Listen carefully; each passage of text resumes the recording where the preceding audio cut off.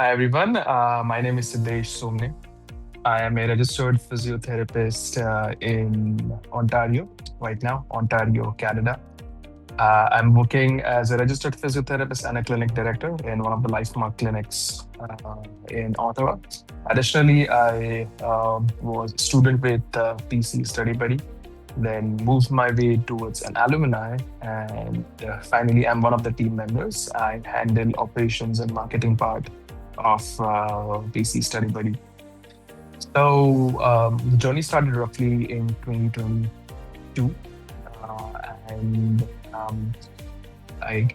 once I gave my PCE written exam, it took about, I would say, 2 weeks to kind of go to the interview process and pretty much get the job. So it was a quick journey finding my jobs. I was fortunate enough that post pandemic we had like there was a demanded physiotherapist. So it didn't take me long enough to begin with. So when I started, initially the salary range for a physiotherapist at that time, now this depends on the province you work in, was about $42 to begin with. You can always negotiate, yes. And then once, right now the current rates are about 44 to $45 to begin with. So that's a pretty good range to begin with.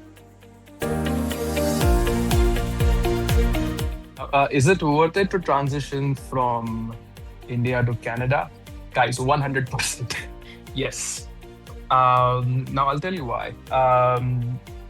First of all, there's a big difference in the amounts that you earn here versus there. Canada, physiotherapist is a regulated physiotherapy is a regulated profession, so makes a big difference. Yes. Additionally, few things now when it comes to students or people who are working as a physiotherapist assistant versus a full-fledged physiotherapist, finances are going to be very different for those to begin with. But I'll tell you one thing, like your end goal is to become a physiotherapist, right?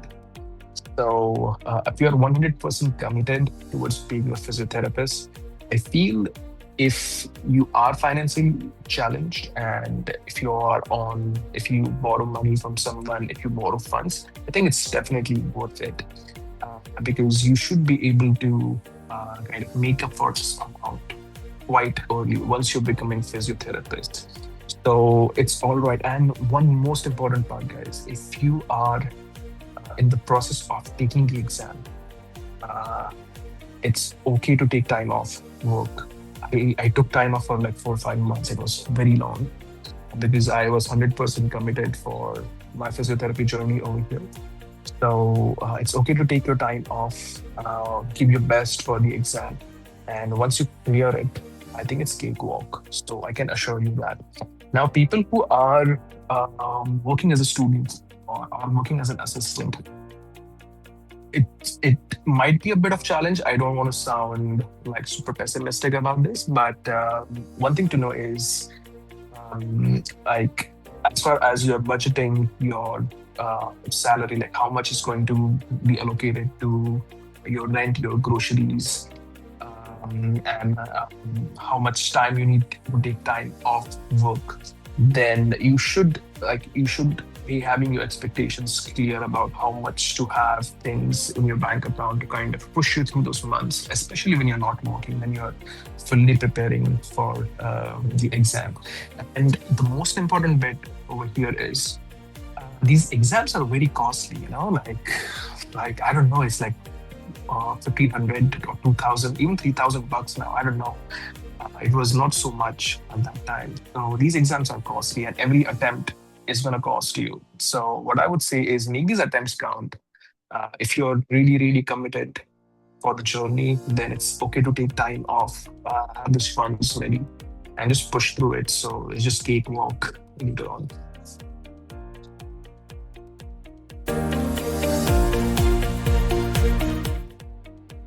So when it comes to physiotherapists, like career expectations and your growth is, I feel it's like a branched tree, to be honest. You can go in a lot of ways.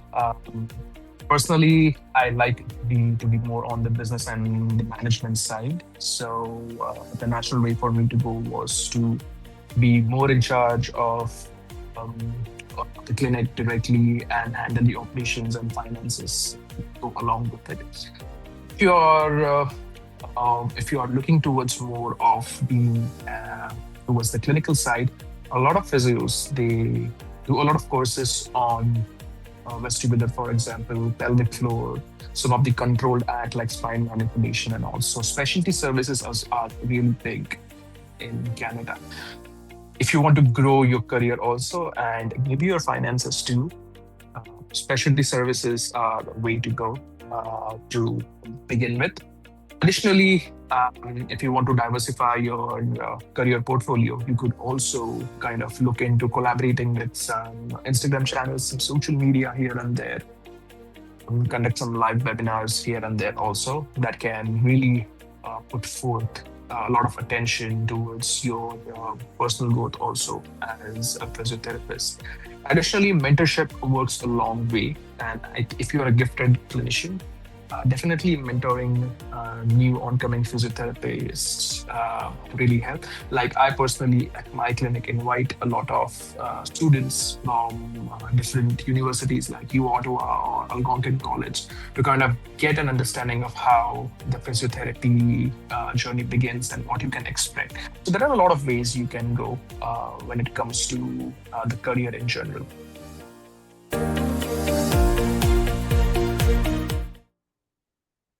So if I were to start over again, I would still definitely choose Canada to begin with.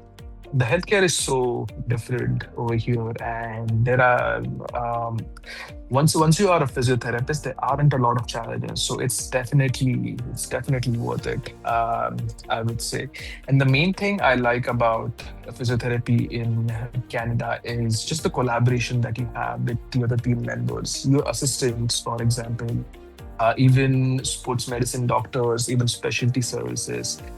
A second thing is very rewarding profession also. Like you get to work if you're working in inpatient in outpatient clinics also. You have government funded physio also for a lot of causes also. So definitely it's worth it. Second thing about working in Canada is that, as I mentioned, the healthcare is like treating a patient is very different. Like consent is a big thing in Canada in general. So, like working in Canada with any patient, you have to get that informed consent. I'm pretty sure once you are going through ethics lectures, you might learn more about this, but it's really good to know all these applications also. Second thing is the reason I find it very rewarding also is on the patient side, your privacy is very much respected. There is a healthcare protection over here, and which, as a physiotherapist, you're not allowed to disclose any information. So I feel like whatever you speak to the patient in the room stays in the room. You know, the Vegas metaphor that we have. So that's true actually. So on the patient side, it's very safe, I would say. So that's one thing to keep into consideration as you go.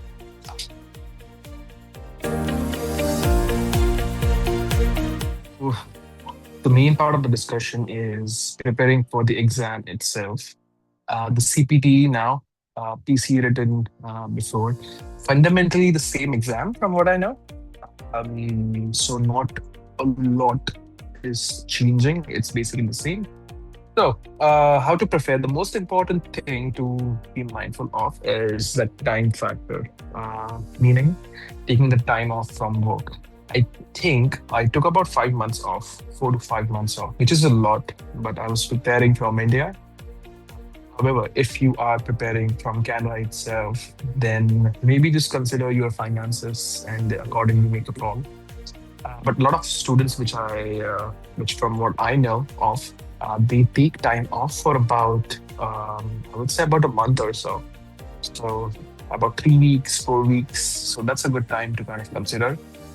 The reason is that Even though if you might struggle financially during this point, once you make it to the exam, it's a big change in funds. Like you can earn way more than you are earning as a physio assistant or like survival jobs in Canada. So that's one thing that's worth the risk taking to solve this exam. Now, the second important part over here is how to actually prepare for the exam in general. Now, I personally definitely you will find a lot of people say, yeah, watch lectures, mock exams.